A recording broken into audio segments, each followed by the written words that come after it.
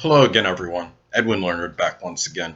In this YouTube segment, I am going to be giving you my predicted order of finish for the 2015 AFC North. So here goes. The first place I have is the Baltimore Ravens. Now, we'll see if the defense will be ravenous this season. I have the Ravens at 10-6. They lost, as many of you may know, nose tackle Halati Nagata. I don't know if I'm pronouncing that right. Forgive me if I'm not enunciating well. And they ended the season on a flourish. They wound up winning 3 of their 4 last regular season games. 4 of their 6 losses were only by 7 points or less. They beat Pittsburgh and nearly defeated New England, and I think this is a team that can really be reckoned with. What hurts them, though, is that they're in one of the toughest divisions in the NFL.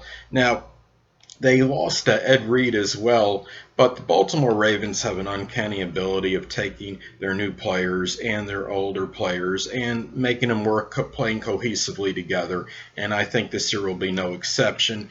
A lot of their success, I think, may be predicated on the progression of linebacker C.J. Mosley, who did lead the team with 133 tackles last season. And I think this is, and with the possible decline of the Steelers and Bengals, I do like this team to win the division. Now, the Pittsburgh Steelers are still a team to be reckoned with. I have them at second place, getting a wild card spot at 9-7. They have the toughest schedule in the NFL on paper based on the opponent's collective winning percentage of last season.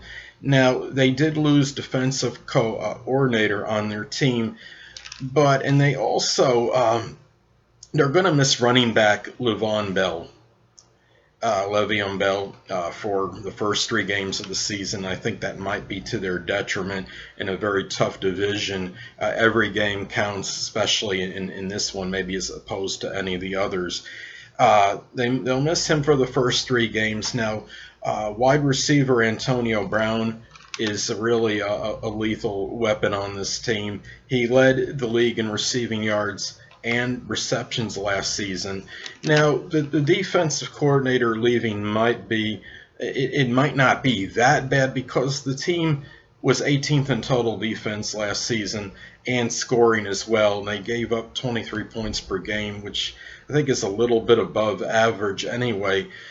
When you have Ben Roethlisberger on your team, you always have a chance, and he was tied for most yards thrown last season. So this will be a team that will challenge Baltimore for the division title, but I still like Baltimore. Pittsburgh's schedule just a little bit tough for me right now to see them get in first placement. Now, for third place, I'm going to go with the Cincinnati Bengals at 9-7.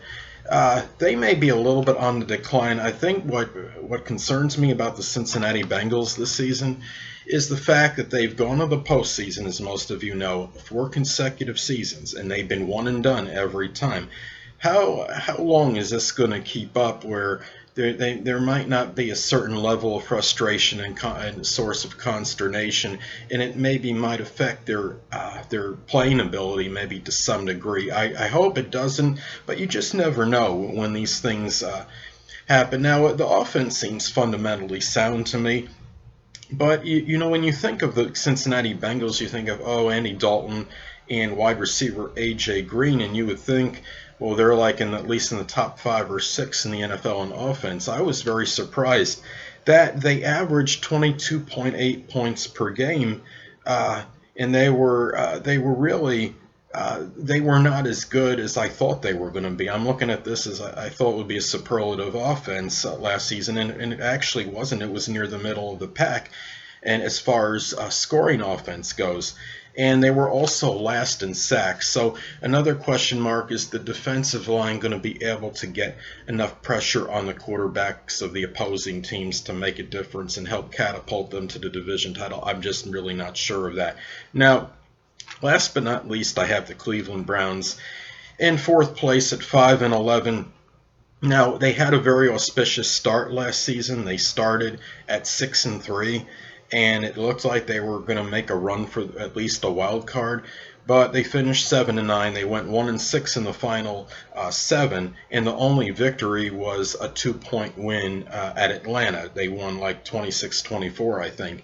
And and they haven't won since then. And as many of you may know, they're winless in the preseason. I know you don't want to judge a team by preseason, but to me, they just don't really look that impressive, and that might be an understatement. Now, the team saying they're in disarray may be a vast understatement. The tight end position, especially, is not exactly formidable. Jordan Cameron is gone. They had the worst run defense last season. They gave up nearly 142 yards per game. Now, they're going to have a quarterback controversy at all with Johnny Manziel or Josh McCown. And is either one of them going to be the answer at quarterback? I think they were 23rd in total offense last season, 27th in scoring offense.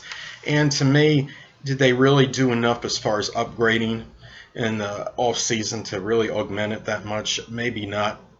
Anyway, people, that will conclude this YouTube NFL prediction segment, and stay tuned next time where I'll be giving you my predicted order of finish and preview for the 2015 AFC South. And until next time, people, Edwin Learnard saying, stay well.